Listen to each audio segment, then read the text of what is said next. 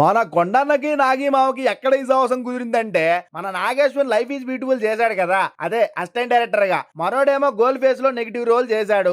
అక్కడ నుండి వీళ్ళిద్దరు సాహసం కుదిరింది బాబాయ్. అయితే మన కొండన్న హీరోగా తిరుగుతూ మన నాగి మావేమో ఆయన దగ్గర ఉన్న క్రేజీ సబ్జెక్ట్ తో అలా ఛాన్సుల కోసం తిరుగుతున్నారు ఇద్దరు. అట్ట ఉండగా స్వప్న దత్తు కలవడం, ఆమె నాగి స్క్రిప్ట్ అశ్విని దత్ గారిని ఒప్పించడం, అలా మన నాగికి ఫ్రెండ్ అయిన విజయ్ దేవరకొండకి రిషి అనే కీలెంత్ క్యారెక్టర్ ఎవ్వడే సుబ్రహ్మణ్యంలో ఇవ్వడం, ఇవన్నీ ఫ్రెండ్షిప్ కొద్ది అట్టా జరిగాయి బాబాయ్. కానీ మహానటి మూవీలో కూడా జమినీ గణేశన్ రోల్ లో మన దుల్కర్ రోల్ కదులు కొండన్నని అనుకొని ఇద్దరు కూర్చొని మాట్లాడుకుంటుంటే మన నాగేశ్వరి విజయ్ తో ఏంది విజయ్ మరి ఆ రోల్ చేయాలి, కాకపోతే తెలుగు తమిళ్ వచ్చినోడు ఎలా మాట్లాడతాడో అలా మాట్లాడి అన్నాడంట. అయితే మన కొండన్న యాక్టింగ్ అయితే చేస్తా గాని మా ఆ రగం స్లాంగ్ ట్రై చేయలేనని హోల్లో పెట్టారు. ఇక నాగి తేడాలు వస్తాయేమో అని మన దుల్కర్ గారిని ఫిక్స్ చేశారు. ఇక ఆ తర్వాత మన కొండన్నకి కూడా మంచి రోల్ ఇవ్వాలని సీన్ క్రియేట్ చేసి మరీ మంచి రోల్ ఇచ్చారు మహానటి మూవీలో. ఇప్పుడు అదే సావాసంతో పవర్ఫుల్ క్యారెక్టర్ అయిన అర్జున రోల్ మన కొండన్నకి ఇచ్చి స్నేహక గీతాన్ని పాడారు నాగిమావ కల్కి మూవీలో. కానీ కొండన్న అర్జున రోల్ డైలాగ్ చెప్తే